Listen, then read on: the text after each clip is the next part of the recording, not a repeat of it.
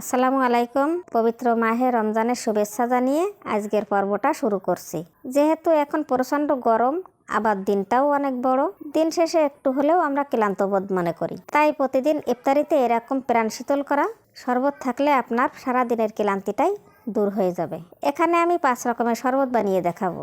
আশা করি এই শরবত বানানোর রেসিপিটি আপনাদের অনেক ভালো লাগবে।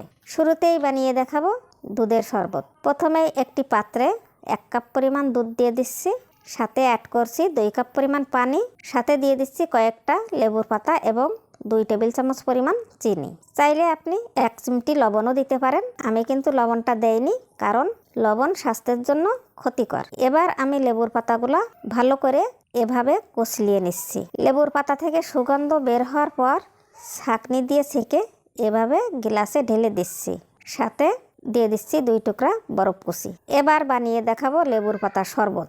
এবারও একটা পাত্রে 3 কাপ পরিমাণ পানি এবং কয়েকটা লেবুর পাতা এবং 2 টেবিল চামচ পরিমাণ চিনি দিয়ে দিচ্ছি। এবার লেবুর পাতাটা ভালোভাবে কষলিয়ে দিচ্ছি। লেবুর পাতা থেকে সুগন্ধ বের হলে ছাঁকনি দিয়ে ছেঁকে গ্লাসে ঢেলে দিচ্ছি, সাথে দিয়ে দিচ্ছি 2 টুকরা বরফ কুচি। এই শরবতটা যতটা সহজভাবে দেখছেন, খেতে কিন্তু অতুলনীয় স্বাদ। এবার বানিয়ে দেখাবো লেবুর শরবত। প্রথমেই লেবুটা এভাবে চেপে রস বের করে নিচ্ছি, সাথে দিয়ে দিচ্ছি ট্যাং পাউডার। ট্যাং পাউডারটা আমি 2 টেবিল চামচ পরিমাণ মতো দিয়ে দিচ্ছি এবং 2 টেবিল চামচ পরিমাণ চিনি, 3 কাপ পরিমাণ পানি অ্যাড করছি, সাথে দিয়ে দিচ্ছি বরফ কুচি। এবার একটু চামচ দিয়ে নেড়ে দিচ্ছি।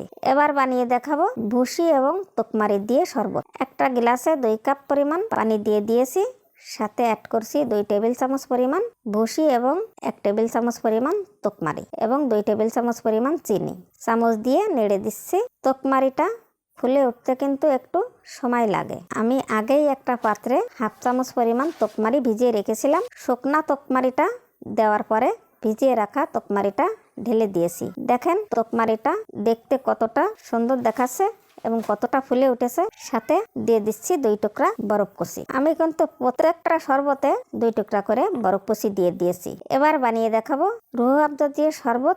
একটা গ্লাসে 3 কাপ পরিমাণ পানি দিয়ে দিচ্ছি, সাথে অ্যাড করছি 2 টেবিল চামচ পরিমাণ রুহ আফজা এবং 2 টেবিল চামচ পরিমাণ চিনি। শরবতটা ভালো করে গুলিয়ে নিচ্ছি, সাথে দিয়ে দিচ্ছি বরফ কুচি। এ পর্যায়ে আমার 5 প্রকারের শরবত বানানো রেডি। দেহ প্রাণ শীতল করা শরবত এখন পরিবেশনের জন্য রেডি। ফাইনালি দেখেন কতটা লোভনীয় দেখাচ্ছে। চাইলে আপনারাও এভাবে বানিয়ে খেতে পারেন।